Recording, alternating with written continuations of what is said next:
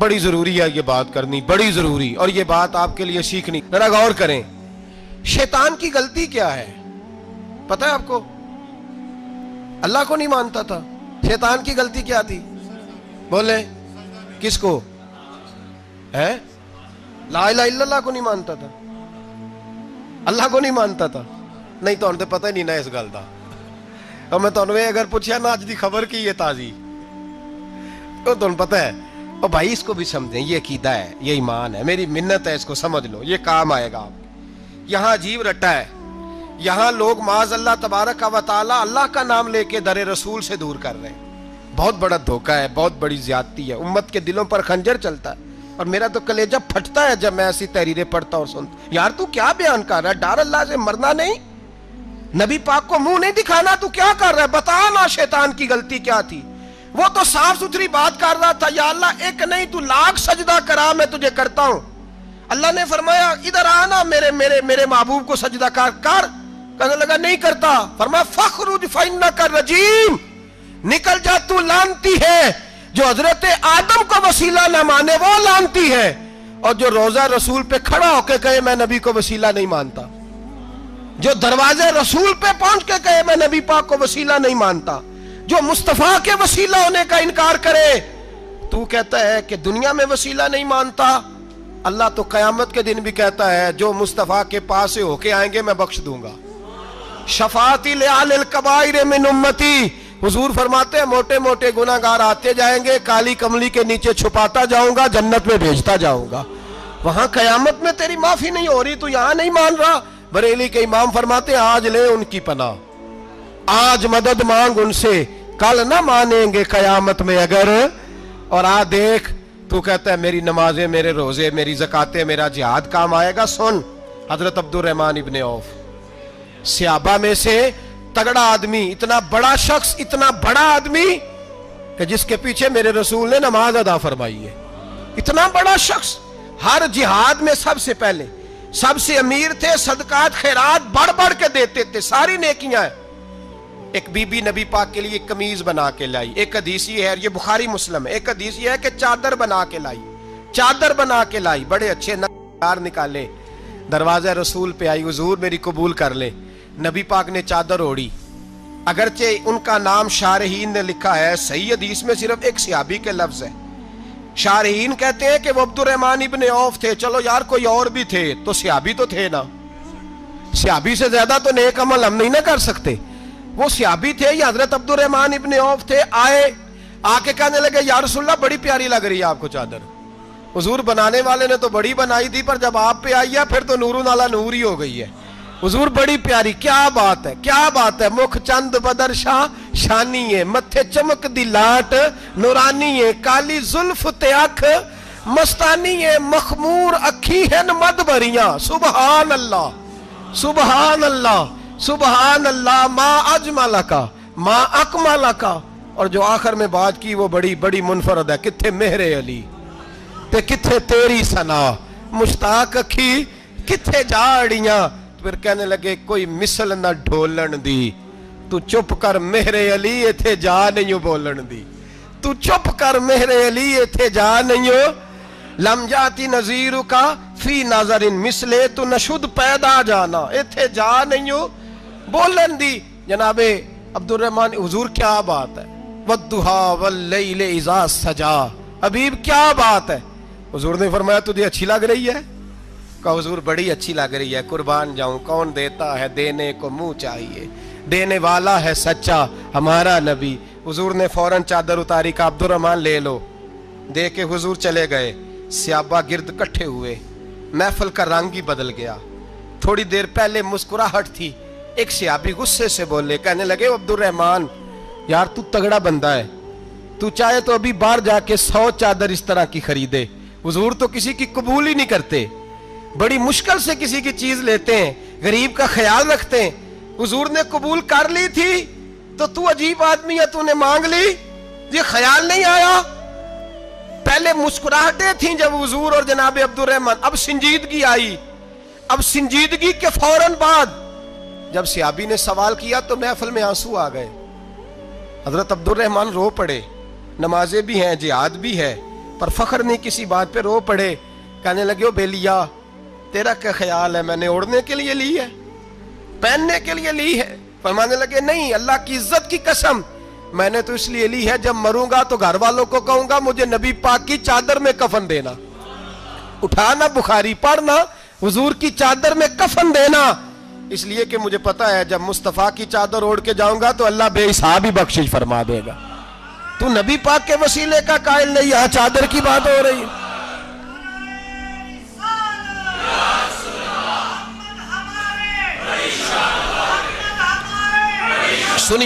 سنیے اور غور کیجئے، حضرت مولا علی شیر خدا رضی اللہ، ان کی اماں نے نا حضور سے بڑا پیار کیا۔ حضرت ابو طالب کے گھر میں نبی پاک نے پرورش پائی، ان کی والدہ حضرت علی کی والدہ جناب فاطمہ بنت اسد حضور سے بڑا پیار کرتی۔ صحابہ کہتے ہیں اس دن حضور بڑا روئے جس دن حضرت فاطمہ نے مدینے میں انتقال فرمایا۔ فاطمہ بنت اسد جناب علی کی والدہ فرماتے ہیں جب خبر ملی کہ حضرت علی کی والدہ وصال کر گئی تو حضور رونے لگے، فرمایا وہ علی کی نہیں، وہ تو میری ماں تھی، میری اماں تھی۔ امام ابو نعیم نے لکھا ہے، کہتے ہیں حضور نے فرمایا جب میری اماں کو غسل دینے لگو نا، کفن پہنانے سے پہلے مجھ سے پوچھ لینا۔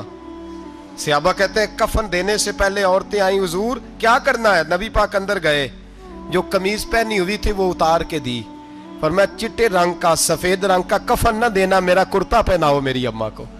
حضور نے کفن دیا۔ حضرت ابو ذر غفاری فرماتے ہیں جب جنازہ پڑھ لیا نا تو نبی پاک فرمانے لگے قبر صحیح بنائی ہے تم نے؟ حضور صحیح بنائی ہے؟ فرمایا نہیں، لگتا نہیں۔ فرماتے ہیں یہ کہتے کہتے میرے نبی قبر میں اتر گئے، میری آنکھیں برس پڑی، میں نے کہا علی کی اماں رب تجھ سے کیا حساب لے گا، ساری رحمتیں تو پہلی تیری قبر میں آ گئی۔ عشق سرکار کی ایک شمع جلا لو دل میں، بعد مرنے کے قبر میں بھی اجالا ہوگا۔ نبی پاک قبر میں لیٹے پھر بیٹھے، فرمایا صحیح ہے قبر۔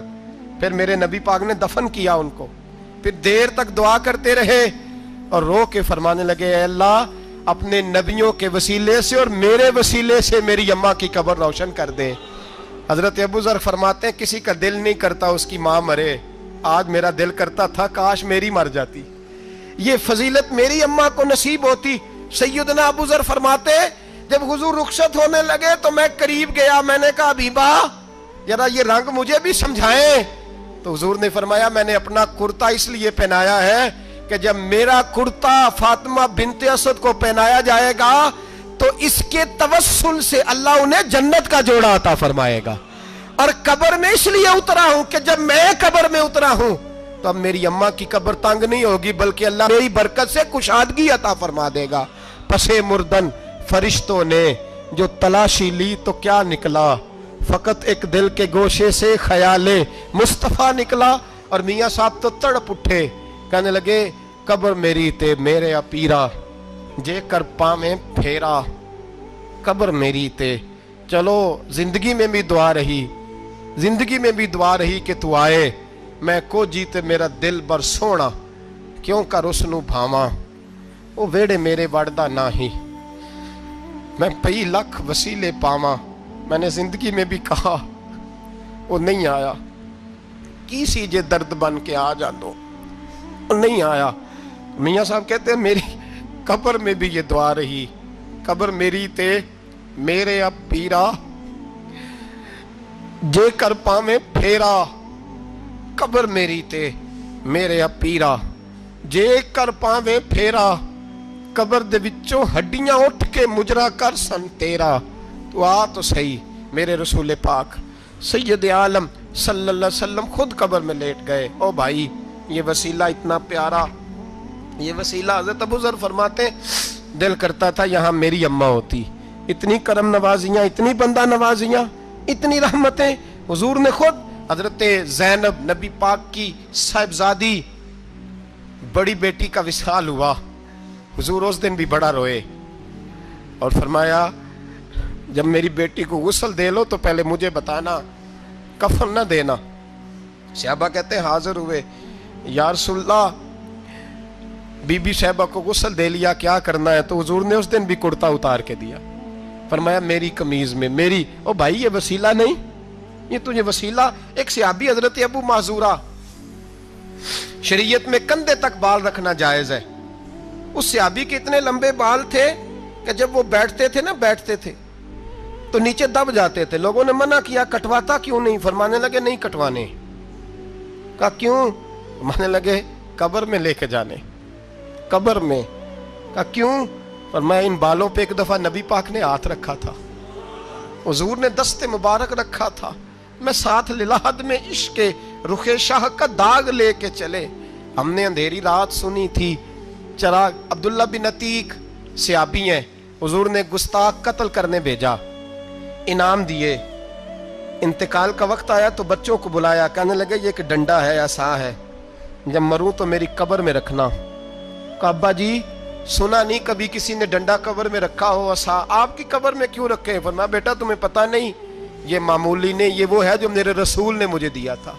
ये मेरी कब्र में, कब्र मेरी ते मेरे अब पीरा जे कर पावे फेरा, कब्र दे विचों हड्डियां उठ के मुजरा कन सन तेरा, पसे मुर्दन फरिश्तों ने जो तलाशी ली तो क्या निकला, फकत एक दिल के गोशे से ख्याले मुस्त। हजरत अंस बिन मालिक कहते हैं मर जाऊं तो हुजूर के मुंह मुबारक मेरी जुबान के नीचे रख देना। हजरत अमीर माविया फरमाते हैं मेरे पास हुजूर के नाखून है, जब मैं मरूं तो मेरे कफन में रख देना। मेरे आला हजरत फरमाते हैं हमारे पास कोई शय नहीं, कोई शय नहीं, ना हमारे पास हुजूर के बाल मुबारक, हम कम नसीबों के पास, हम गरीबों के पास ना मुंह मुबारक, तो हुजूर आपके पास क्या है? फरमाने लगे लहद में इश्क रुखे शाह का दाग लेके चले। कहने लगे कलेजा फाड़ के देखो, अंदर दिल पे मैंने नबी का नाम जो लिखा हुआ है, लहद में इश्क रुखे शाह का दाग लेके चले। हमने अंधेरी रात सुनी थी, चराग लेके चले। हुजूर का, नबी पाक सल्लल्लाहु अलैहि वसल्लम का वसीला जो है, इस मौजू पर ही बोलते जाने को दिल कर रहा है, लेकिन इस उन्वान को खत्म भी करना है। एक है हुजूर का वसीला, एक है औलिया का वसीला। ये बात भी 2-4 मिनट में समझ लें। सही बुखारी मुस्लिम में मेरे नबी पाक ने फरमाया है, हुजूर फरमाते हैं लोग जिहाद करने जाएंगे, एक जमाना आएगा मेरे बाद लोग जिहाद करेंगे, पूछा जाएगा तुम में कोई सहाबी है? कहा जाएगा है, तो नबी पाक फरमाते हैं सहाबी की वजह से अल्लाह फतह अता फरमा देगा। गोया वली का वसीला देना। हुजूर फरमाते हैं फिर लोग जिहाद करने जाएंगे तो पूछा जाएगा मुसलमानों से तुम में कोई सहाबी है? कहेंगे कोई नहीं। कहा कोई ताबी हो सहाबी को देखने वाला? कहा जाएगा एक है। तो फरमाया उस ताबी की बरकत से अल्लाह फतह अता फरमा देगा। नबी पाक फरमाते हैं बुखारी मुस्लिम के लफ्ज है, फिर पूछा जाएगा लोग जिहाद करने जाएंगे, कोई सहाबी है? कोई नहीं। कोई ताबी हो? कोई नहीं। कोई सहाबी को देखने वाले को देखने वाला तबा ताबी हो? एक तबा ताबी है। तो नबी पाक फरमाते हैं उसकी बरकत से ही अल्लाह फतह अता फरमा देगा। मिशकात में, बुखारी में मौजूद है। नबी पाक फरमाते हैं ये जो अल्लाह तुम पे बारिशें बरसाता है, तुम्हें रिस्क देता है, ये तुम्हारे ज़ईफ लोगों के वसीले से अल्लाह देता है, ये कमज़ोरों के वसीले से देता है। मिशकात में लफ्ज़ है, नबी पाक ने फरमाया 40 अब्दाल मुल्क के शाम में होते हैं, जो अजाब तुमसे दूर रहता है उनकी वजह से रहता है, जो तुम पर बारिशें बरसती हैं उनकी वजह से बरसती हैं। वो कोई बैठा हुआ मुझे दूर दुआ देता है, मैं डूबता हूं पर समुंदर उछाल देता है। शेख सादी फरमाया करते थे मेरी जिंदगी में जितनी बलाएं टली हैं मेरे शेख के वसीले से टली है। मैं उसकी छतरी के नीचे रहता हूं, करम मुझ पे बरसता रहता है।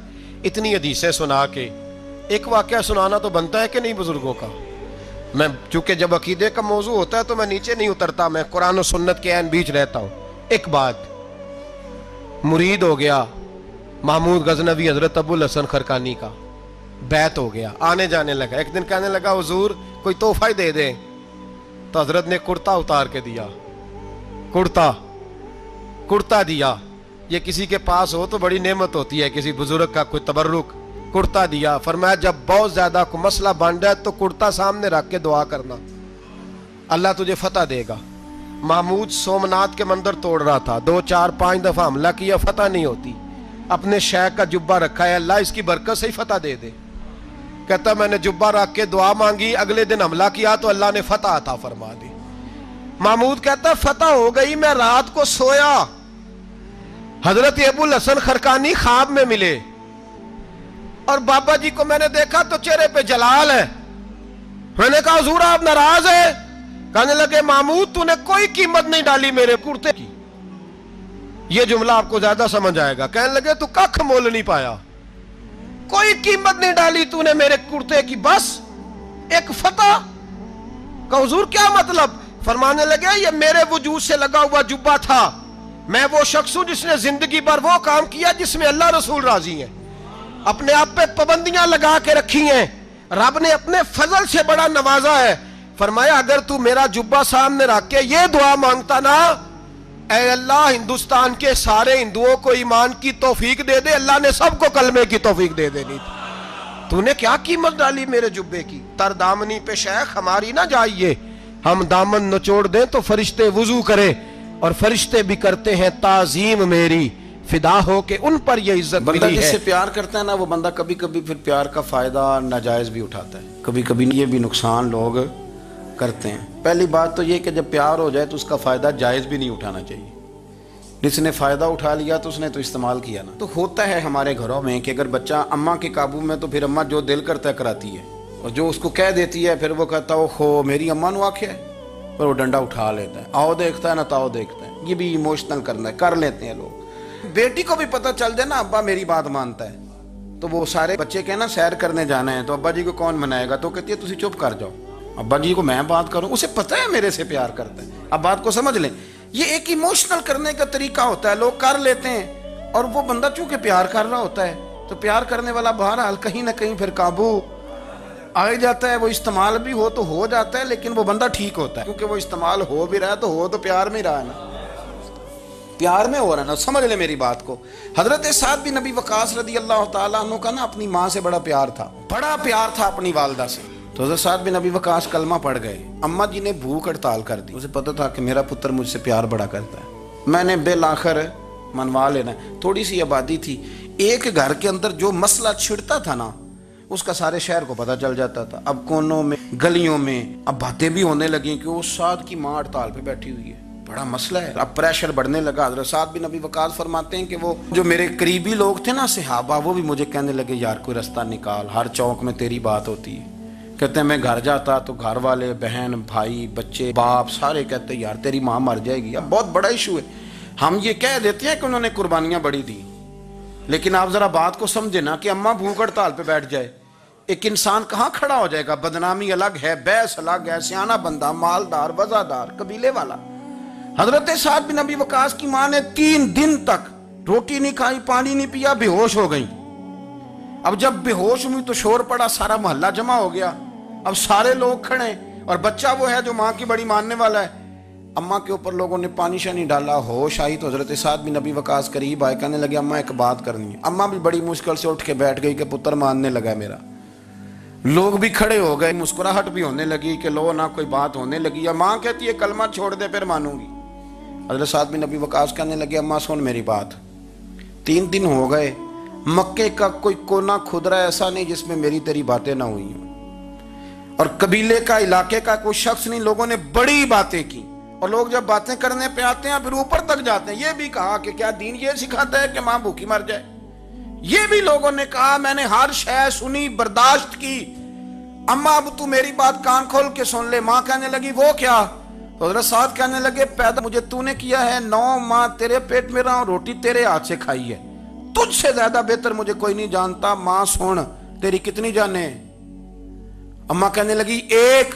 تو حضرت سعد فرمانے لگے تیری 1000 جان بھی ہو نا تو ایک ایک کر کے ساری نکل جائے تو میں محمد عربی کا کلمہ پھر بھی نہیں چھوڑوں گا.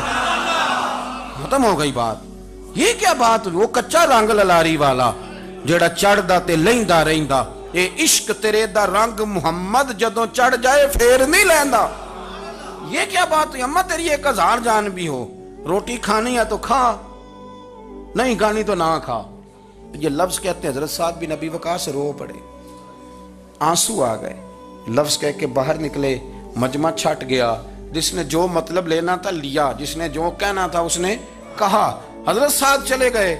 شام کو گھر آئے تو اماں روٹی کھا رہی تھی. تو حضرت سعد فرماتے ہیں کہ محلے کی بیویاں کہنے لگی روٹی کیوں کھا رہی ہو؟ تو ماں رو پڑی, کہنے لگی پتر میرا ہے, میں نے پیدا کیا ہے, میرے پتر نے کبھی ضد نہیں کی, اس کے دل میں کچھ ہے اتر گئی ہے, کوئی ہے, کوئی کچا پکا جذبہ ہوتا تو میں تو 2 آنسو بہاتی تھی تو میرا پتر لوٹ آتا تھا, پر کسی رستے کا مسافر بن گیا ہے. اب کہیں پہنچ گیا ہے اور میں اس کا درد سمجھ گئی ہوں، جہاں گیا ہے اب وہاں سے یہ لوٹ سکتا۔ آپ سمجھیں اتنا تگڑا ایمان جن لوگوں کا، ان کے بارے میں لوگ ڈسکس کریں گے۔ ان کو نا قرآن پاک نے بطور نمونہ بیان کیا ہے۔ اللہ فرماتے ہیں ایمان اس طرح کا جس طرح میرے نبی کے صحابہ کا۔ یہ منافقوں کی بات ہو رہی ہے پہلے سے بارے میں، وَإِذَا قِيلَ لَهُمْ آمِنُوا كَمَا آمَنَ النَّاسُ، جب ان سے کہا جائے کہ ایمان اس طرح لاؤ جس طرح میرے نبی کے صحابہ لائے ہیں، قَالُوا أَنُؤْمِنُ كَمَا آمَنَ السُّفَهَاءُ، تو وہ کہتے ہیں اس طرح ایمان لائیں جیسے بیوقوف لائیں، یہ تو بیوقوف ہے، ہر شے نبی پاک پہ قربان کر رہے ہیں۔ تو اللہ فرماتے ہیں الا انہم هم السفہاء، خبردار ہو جاؤ میرے نبی پاک کے غلاموں کو بیوقوف کہنے والو، تم بیوقوف ہو۔ اللہ کہتا ہے تم پاگل ہو، بیوقوف ہو، اللہ انہیں پاگل کہتا ہے۔ اللہ پاگل کہتا ہے انہیں جو نبی پاک کے صحابہ کو پاگل کہتا ہے، اللہ انہیں پاگل کہتا ہے۔ یہ معیار ایمان ہے۔ قرآن نے کہا ایمان اس طرح کا جس طرح کا نبی پاک کے، وَإِذَا قِيلَ لَهُمْ آمِنُوا كَمَا آمَنَ النَّاسُ، ایمان اس طرح لاؤ جس طرح میرے نبی پاک کے صحابہ ایمان لائے ہیں، اس طرح ایمان لاؤ، اس طرح۔